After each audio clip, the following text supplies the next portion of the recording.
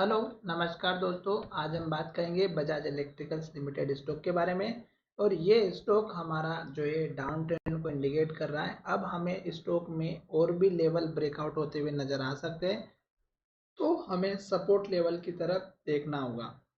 साथ ही स्टॉक हमारा 200 दिनों के मूविंग एवरेज के नीचे चल रहा है, तो लॉन्ग टर्म में तो ये स्टॉक हमें डाउन ट्रेंड के लिए ही इंडिकेट कर रहा है। तो ऊपर के लेवल्स की तरफ हमें ध्यान बिल्कुल भी नहीं देना है। जब तक स्टॉक नीचे जा रहा है जाने दीजिएगा। आपके 150,000 शेयर लेने से स्टॉक में अप ट्रेंड नहीं आएगा, इस बात का ध्यान रखिएगा। हमेशा स्टॉक में ट्रेंड के साथ में काम करना है। और स्टॉक ने अपना हाई बनाया था लगभग 1600 रुपए के आसपास का, 1590 का स्टॉक ने हाई बनाया था। और उसके बाद से स्टॉक में जो है लो बना था यहाँ पर, जो लगभग 934 रुपए के आसपास का था। और अब ये स्टॉक हमारा इस लो के भी नीचे आ चुका है। तो अब हमें क्या करना चाहिए कि स्टॉक के सपोर्ट लेवल की तरफ ध्यान देना चाहिए। तो मैं आपको यहाँ पर दिखाने वाला हूँ कि सपोर्ट लेवल आपको किस तरह से निकालना है और कब तक आपको स्टॉक में वेट करना है। ठीक है, तो देखिएगा स्टॉक ने यहाँ पर अगर आप देखेंगे तो स्टॉक हमारा ऊपर की तरफ जा रहा था, तो स्टॉक ने यहाँ पे इन्वर्टेड हैमर बनाया था। और जब भी स्टॉक हमारा इन्वर्टेड हैमर बनाता है तो स्टॉक में गिरावट आती है। और स्टॉक ने क्या किया, इस लो को तोड़ करके स्टॉक ने यहाँ पर एक लो बनाया था। और इस लो को तोड़ करके स्टॉक ने फिर से एक लो बना दिया।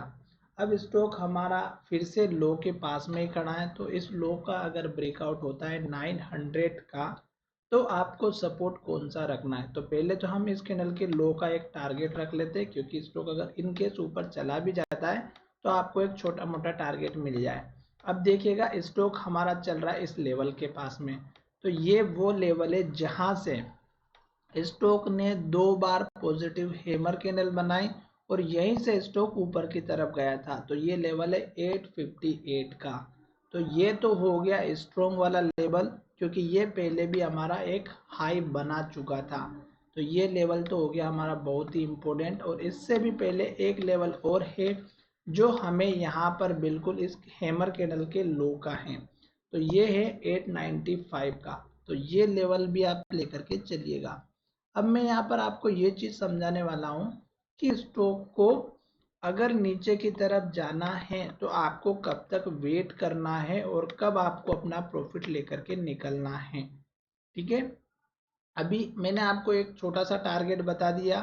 उसके बाद भी अगर स्टॉक ऊपर जाता है तो एक टारगेट आप यहाँ पर लेकर के चलिएगा, जो मैंने आपको इस कैंडल के लो का बताया। और ये हमारा यहाँ पर पहले भी हमारा ट्रेड कर चुका है।